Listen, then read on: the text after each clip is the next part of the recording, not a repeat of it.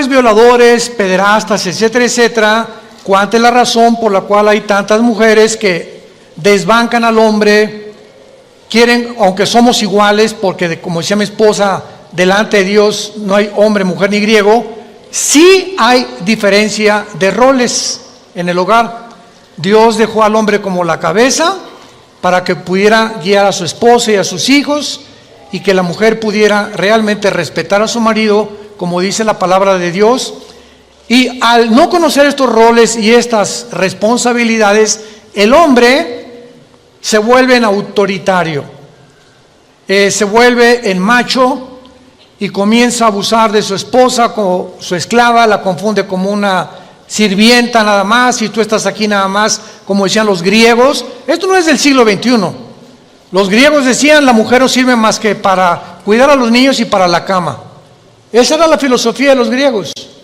Entonces estamos enfrentando problemas sociales que vuelven otra vez a ser desenterrados por Satanás, porque él es el autor del robo, de la muerte, de la violación y de todo lo que existe, y comenzar a dividir la familia, que ese es su propósito principal: crear odio del hombre a la mujer, y que la mujer comience a ser envenenada, creyendo que realmente los hombres son los culpables, cuando detrás de todo esto se encuentran poderes de las tinieblas, y lo único que va a proteger a nuestras hijas y a nuestros hijos es la oración de nosotros y nuestro testimonio.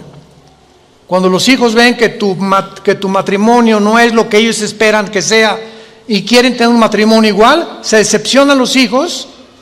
Cuando el papá no ama a la esposa y los hijos ven que la esposa no ama al esposo, se dan cuenta que tu matrimonio es una farsa y que tu cristianismo no funciona.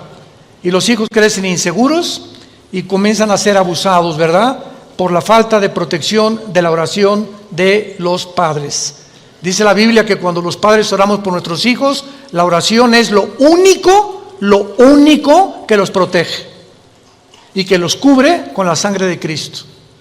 Y cuando olvidamos que eso es lo más importante, como decía mi esposa, adoctrinarlos, enseñarles la Biblia, mostrarles cómo pueden defenderse espiritualmente. Un muchacho que ora en la mañana: Padre, en el nombre de Jesús, soy tu hija, soy tu hijo, y me librarás del lazo del cazador, de la peste destructora. Tú cuidarás mi vida, cuídame en el camino, cuídame en el camión de hombres perversos, etcétera, etcétera. Dios contesta la oración.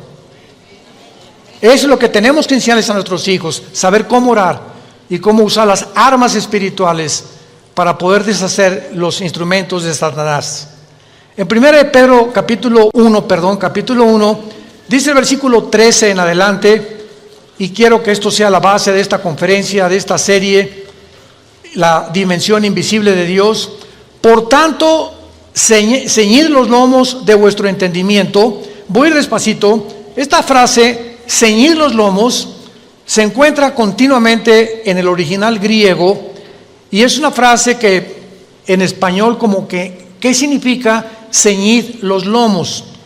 Entonces, esto significa que determinemos ya, que apretemos como apretamos el cinturón para sostener nuestros pantalones, que ya determinemos en nuestra mente entender la santidad. Entender la santidad. Es lo que significa ceñid vuestros lomos. Ya, por favor, aprieten su mente, firme tus convicciones, sean sobrios y esperen por completo en la gracia que se os traerá cuando Cristo sea manifestado. Esto es importante. No van a acabar las violaciones, no van a acabar la prostitución, no va a acabar la pobreza, no van a acabar las depravaciones sexuales, no van a acabar las guerras. Dios no nos envió a este mundo a cambiar completamente la sociedad, sino a detener el flujo y la fuerza de la maldad. Por eso se nos llama la sal de la tierra. Pero no vamos a acabar nosotros con la maldad. Hasta que Cristo regrese, Él va a acabar con la maldad. Mientras estemos en este mundo, vamos a enfrentar maldad. Y la maldad, dice Mateo 24:12, va a aumentar, por lo cual el amor se va a enfriar. ¿Saben qué es lo que se enfría? El amor por las almas. Ya los cristianos no van a tener amor por las almas, ni le van a querer hablar a nadie de Cristo, cuando es el Evangelio el instrumento que Dios nos ha dado para cambiar realmente la sociedad, porque hasta que los hombres que nos escuchan ahorita no entiendan que Cristo pagó por ellos en la cruz y no inviten a Cristo como su Salvador, un hombre ni una mujer van a cambiar. Lo único que cambia es el nuevo nacimiento. Y fuera de eso, perverso es el corazón y engañoso más que todas las cosas. Hay un animal con el cual nacimos, que la Biblia le llama pecado, y que ahí está, los cristianos nos damos cuenta cada día que pasa y crecemos en Cristo más y más, que cuando ese animal que traemos de nosotros, aún los cristianos lo seguimos trayendo. Por ejemplo, tú tómate 2 o 3 copas de más, o trata de usar alguna droga, le abres la jaula al animal. Y te das cuenta con 2 o 3 copas, o con una droga, que ya no haces, ni piensas, ni hablas como una persona normal. Y vas a hacer cosas que nunca harías en tus 5 sentidos. Es lo que Pablo nos dice en Filipenses capítulo 1, yo no soy como el que tiene confianza en la carne. Traemos un animal dentro, todos. Unos ya lo han domado, unos lo tienen enjaulado, unos lo tiene, el Espíritu Santo nos fue dado para ese animal poderlo amarrar y que no lo dejemos suelto, porque viene la anarquía. Es como un caballo salvaje que lo deja suelto y que sale, ¿verdad? Hay que meterle el freno al caballo, causarle dolor al caballo para que el caballo responda. Esto es lo que Pedro nos quiere decir: aprieten ya los lomos de vuestro entendimiento, sean sobrios y esperen. Estamos viviendo una época donde estamos esperando que este mundo sea cambiado por Jesucristo.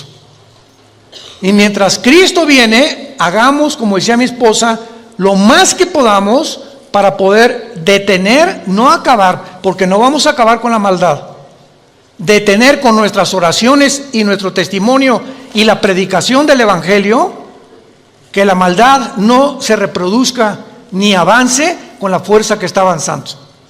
Tenemos que aumentar las reuniones de oración en nuestras iglesias.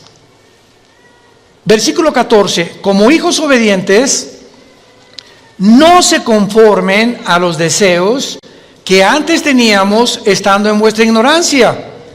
Antes de ser cristianos, los hombres, ¿verdad? La mayor parte de los hombres están acostumbrados a ver a una mujer y comérsela con los ojos. La mayor parte de los hombres ven a las mujeres y las mujeres no se dieron cuenta, hace 30 o 40 años, no se dieron cuenta que la forma como se visten también, y no estamos diciendo, ¿verdad? Ay, pues qué hombres tan cochinotes. Es que la mujer tiene su participación también. Dice 1 Timoteo 2 que las mujeres se vistan con ropa decorosa. Entonces también hay cierta participación de mujeres que se ponen escotes, que se ponen pantalones demasiado apretados y forzosamente atraen sobre su cuerpo las miradas. Entonces también hay que cooperar, ¿verdad? Del otro lado, para que las mujeres dice la Biblia, como las mujeres que profesan la piedad. Ahora, si tú eres cristiana, vas a cambiar tu manera de pensar y te vas a vestir de una manera que no traigas la atención sobre tu cuerpo. Nada de minifalda, ni el escote por acá, ni pantalones demasiado apretados, ¿verdad? Ni coqueteos, ni mucho menos, porque los hombres responden inmediatamente ante estas tentaciones. Entonces, es lo que Pablo quiere decir: seamos obedientes, tanto los hombres como las mujeres que se vistan con ropa decorosa, y los hombres en Cristo comenzamos a entrenar nuestros ojos. Pasas por un puesto de pornografía o vas a la playa, ya viste un bikini, ¿verdad?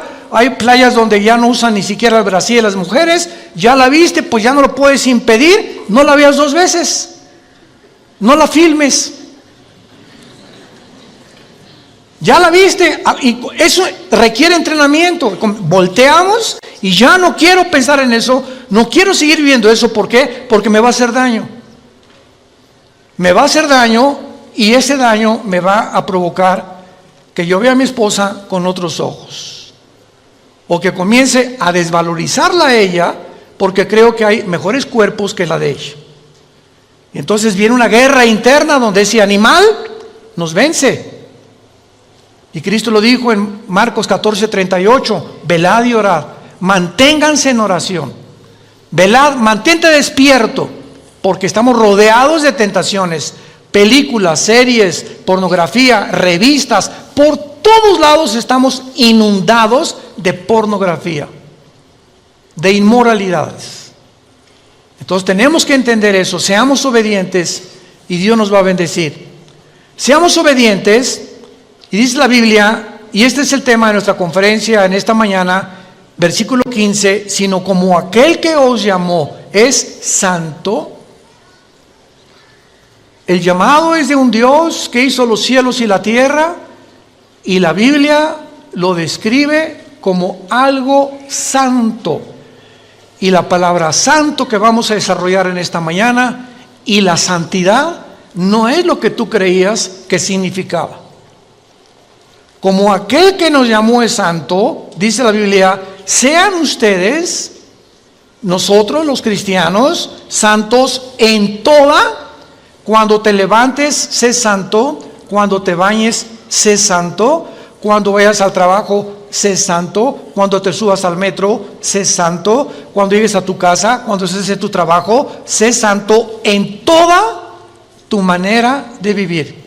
Y cuando comprendamos por qué Dios anhela que nosotros comprendamos por qué Él es santo y por qué debemos ser santos, va a cambiar radicalmente nuestra vida, como he orado en esta mañana que lo haga. Y el versículo 17 dice, y si invocamos por Padre a aquel que sin acepción de personas juzga según la obra de cada uno, condúzcanse en temor todo el tiempo de vuestra peregrinación, sabiendo, recordando que el precio que se pagó por nosotros fue la sangre de Jesucristo.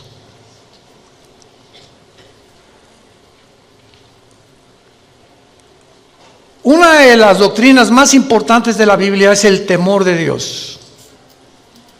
Me costó a mí mucho trabajo comprenderlo hace muchos años. Proverbios 1:8, el principio de la sabiduría es el temor de Dios. Capítulo 2 de Proverbios, hijo mío, guarda mis mandamientos, atesóralos en tu corazón, búscalos más que el oro y que la plata, porque entonces entenderás el temor de Dios. Entonces vemos que esa frase, el temor de Dios, comenzamos a pensar que Dios nos manda que tengamos miedo de Él, ¿no es verdad? Porque cuando dice el temor de Dios es el principio para que comencemos a tener decisiones sabias en la vida, tenemos que entender el temor de Dios relacionado con la santidad. Entonces hay dos frases diferentes porque en el hebreo y en el griego, en el original, son diferentes. Una cosa es tenerle miedo a Dios y otra cosa es tener el temor de Dios. Síganme con mucho cuidado. Las personas que le tienen miedo a Dios se alejan de Él porque tienen miedo de Dios. Y las personas que tienen temor de Dios se acercan a Él porque conocen su carácter y saben que no pueden andarse ni salirse con la suya, y que Dios nos ve desde que nos levantamos hasta que nos acostamos, lo que pensamos, qué hacemos, qué meditamos, qué libros leemos. Él tiene un monitoreo de nosotros, de los billones de personas que habitamos ahorita el planeta, que somos como 7.500 millones de habitantes.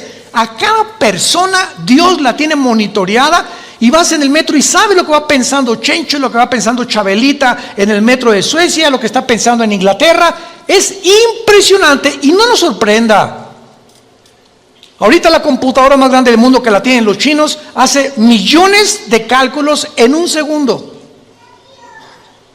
Ahorita en China tú llegas y en las estaciones de los trenes y en las estaciones de los autobuses hay cámaras que comienzan a detectar las caras de los miles de chinos, para mí que todos son iguales. Y ellos pensarán lo mismo de nosotros, ¿verdad? Y de cada uno, y cada vez, y entonces juntan los miles que tienen, lo meten a la computadora, inmediatamente saben quiénes están siendo buscados por la ley, quiénes son delincuentes o a quienes se pasaron los altos 3 o 4 veces. Es increíble lo que nosotros con la tecnología hemos hecho. Ahora imaginémonos a Dios. No nos sorprenda el control, el monitoreo tan perfecto que tiene Dios de cada uno de nuestros pensamientos. Hace algún tiempo estábamos enseñando nosotros la doctrina del temor de Dios, y esta es la mejor ilustración que les puedo dar. Cuando nuestros hijos eran chicos, mi esposo y yo le decíamos a los niños: pórtense bien, vamos a ir a cenar con unas personas, y cuando regresemos no queremos tener chisme, ni que se pelearon, ni mucho menos. Y muchas veces regresábamos, mi esposa y yo, y encontrábamos cojines desplumados o etcétera, etcétera, porque cuando nos íbamos, pero nada más estaban esperando que arrancara el carro para gritar: ¡viva Zapata! Libres por fin. Cuando regresamos, hicimos algo. Vamos a poner cámaras de televisión en el baño, en la sala, en la cocina y en el jardín. Cuando nosotros regresamos, parecían San Clotilde y San Carmelita, nuestros hijos. ¿Qué fue lo que originó su cambio de conducta? El sentirse vigilados. Cuando sabes que te están vigilando, no harías las cosas que haces cuando ni siquiera sabes que estás vigilando. Y muchos de ustedes hacen las cosas que hacen porque creen que Dios no los ve. Si tú supieras en tu corazón realmente que Dios te ve, no harías las cosas que haces escondidas. Pero las haces porque ya perdiste el temor de Dios. Ese es el temor de Dios, si lo quieres apuntar. La conciencia que Dios nos observa las 24 horas. Y como sé que Dios me está viendo, yo voy a caminar delante de Él lo mejor que yo pueda, porque sé que no lo puedo engañar y que todo lo que siembre lo voy a recoger. Ahora, muy bien, este concepto del temor de Dios y de la santidad de Dios, desgraciadamente la religión popular comenzó a promulgar que la iglesia, me refiero al Vaticano desde luego, tenía o se podía adjudicar el derecho de hacer santas a las personas. Y entonces, a través de muchos siglos, se moría una persona, se llamaba Carlos, y entonces Carlos fue o monje o fue monjita Clotilde, etcétera, etcétera, y se investigaba que hiciera milagros, entre comillas, quién sabe si son o no son, y entonces la iglesia determinaba santificarlo o beatificarlo. La iglesia se adjudicó el derecho de ella determinar quiénes son santos y quiénes no son santos. En otras palabras, nosotros vamos a declarar santos a los que nunca rompieron ni un plato, o a los que consideramos, aunque no los observábamos día y noche, ni sabíamos lo que se hacía en el convento. Simplemente entre Madrid y otro convento en España encontraron más de 100 fetos, entre el convento de monjitas y el de los hombres, los monasterios de los hombres. ¿Por qué? Porque hacían túneles y se metían como los topos, rascándole con las monjitas. Y las monjitas se embarazaban, nadie sabía, ni la madre superiora, y enterraban y abortaban. ¿Por qué? Porque se prohibió que se casaran. Porque para poder servir a Dios tienes que encerrarte en un lugar y nunca casarte. El voto del celibato sacerdotal. Todas estas barbaridades que ya cuando venimos a la Biblia las comenzamos a comprender.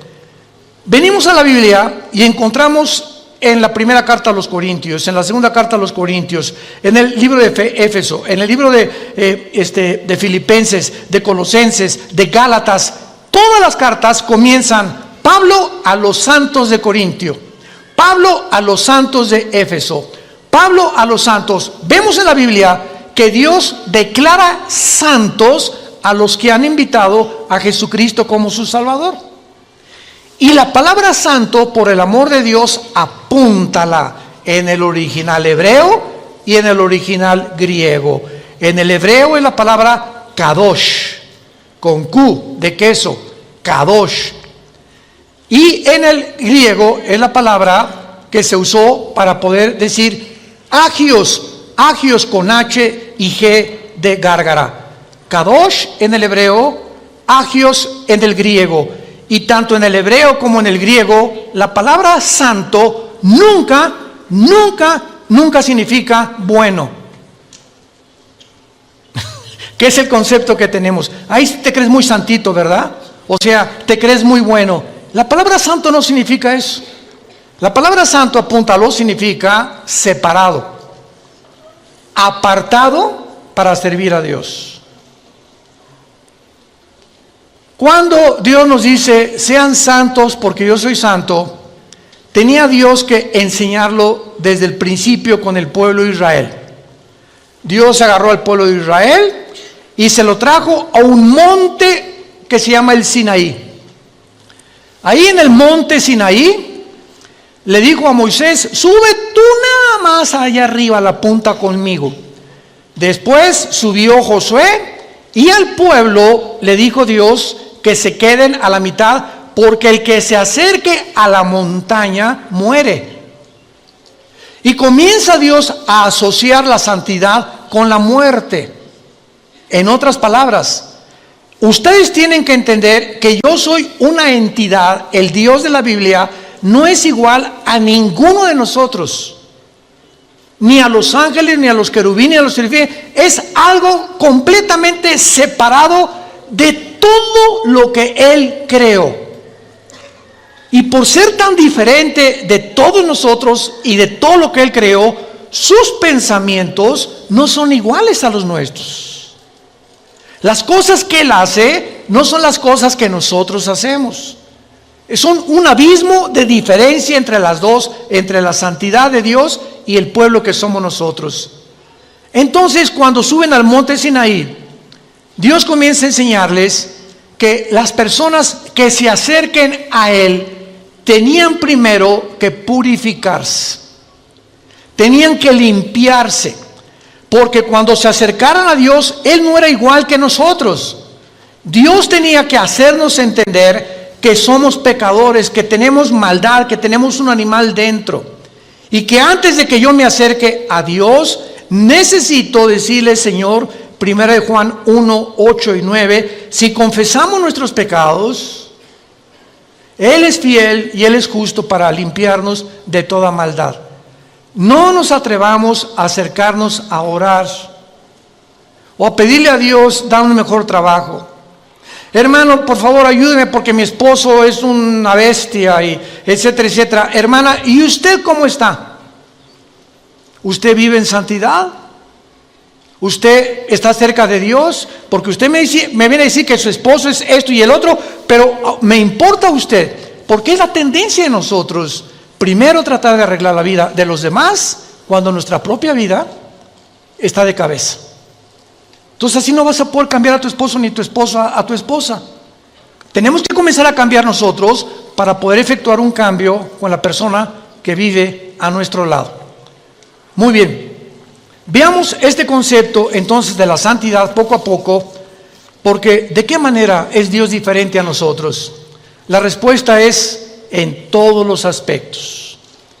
Y como Él es tan diferente a nosotros, y nosotros somos pobres cucarachas, caracoles, con un cerebro de hormiga, comparado con la majestuosidad, la sabiduría, el poder de los pensamientos de Dios, estamos aquí como caracolitas. ¿Y por qué Dios permite los tsunamis? ¿Por qué permitió Dios las enfermedades? Él es bueno, ¿verdad? Pues si Dios es bueno y misericordioso, no hubiera permitido que un tsunami ahogara a 50 niños. Y no hubiera permitido que a esa niña la violaran. Y no hubiera permitido que a mi esposo lo mataran atropellado o lo asesinaran. Y comenzamos nosotros a fabricarnos un Dios de acuerdo a lo que nosotros creemos que debería de ser y no el Dios de la Biblia. Vean la grande equivocación que tenemos cuando comenzamos a caminar con Dios. Él no piensa igual que nosotros. Y detrás de muchas cosas que suceden en el mundo se encuentran escondidos secretos que Dios se los revela a los que caminan con Jesús de la mano todos los días. Porque el precio que tienes que pagar para caminar con Dios es la humildad y la santidad. El Espíritu Santo. ¿Por qué se llama Santo el Espíritu de Dios? Porque me dice el Espíritu Santo: Armando, agárrate de la mano. ¿Quieres caminar conmigo? Sí. Si caminas en santidad, te voy a guiar, te voy a fortalecer, te voy a decir lo que tienes que hacer, te voy a dar consejos, te voy a decir cómo, etcétera, etcétera. Pero si tú pecas, me sueltas de la mano, porque soy hipersensible como las palomitas. Así es el Espíritu Santo. Y no puedo caminar contigo, porque dos no pueden caminar de acuerdo si no estuvieran juntos. Para caminar con alguien tienes que estar de acuerdo con la persona que caminas. Y si quiero que el Espíritu Santo me guíe, me fortalezca y me enseñe, tengo que entender la santidad, porque Él es santo, santo, santo.